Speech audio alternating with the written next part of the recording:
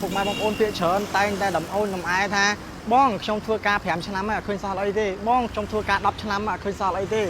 បងខ្ញុំចង់រកចំណូលបន្ថែមមួយថ្ងៃ20000ឬក៏30000ឬក៏40000ក្តីប៉ុន្តែខ្ញុំអត់មានពេលពុកម៉ែបងប្អូនទាំងអស់គ្នាឥ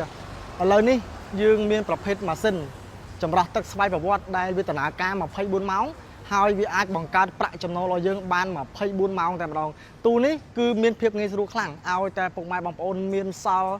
space នៅខាងមុខផ្ទះ1ម៉ែត្រការ៉េ4ជ្រុងឯងពុកម៉ែបងប្អូន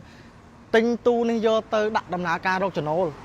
គឺងាយស្រួលខ្លាំងមែនទែនអញ្ចឹងពុកម៉ែបងប្អូនដែលធ្លាប់តែតំអូនតំអែរឿងគ្មានពេលក្នុងការរកចំណូល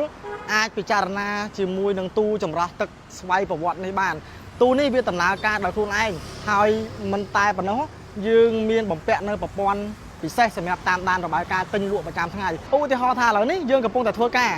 យើងក៏អាចតាមដានរបាយការណ៍តាមរយៈទូរស័ព្ទរបស់យើងបានដែរបើថាទូចម្រោះទឹកហ្នឹងគឺconnectជាមួយនឹងទូរស័ព្ទនៅពេលណាដែលមានប្រជាពលរដ្ឋក៏សោកលុយទិញទឹកគឺរបាយការណ៍គឺលោតចូលទូរស័ព្ទដៃរបស់យើង24ម៉ោងដោយស្វ័យប្រវត្តិតែម្ដងអញ្ចឹងយើងដឹងថាអូថ្ងៃនេះខ្ញុំរកចំណូលបាន20000ថ្ងៃនេះខ្ញុំរកចំណូលបាន40000ថ្ងៃនេះខ្ញុំរកចំណូលបាន100,000អញ្ចឹងគឺងាយស្រួលខ្លាំងមែនទែនអញ្ចឹងកង្វល់ដែលសម្រាប់ពុកម៉ែបងប្អូនដែលមមាញឹកហើយចង់ឆ្លៀតឱកាសរកចំណូលក្រៅទូចម្រោះទឹកស្វ័យប្រវត្តិគឺជាជម្រើសដែលល្អបំផុតដែលពុកម៉ែបងប្អូនសាកនឹងចាប់ផ្ដើមគិតអំពីវាអរគុណ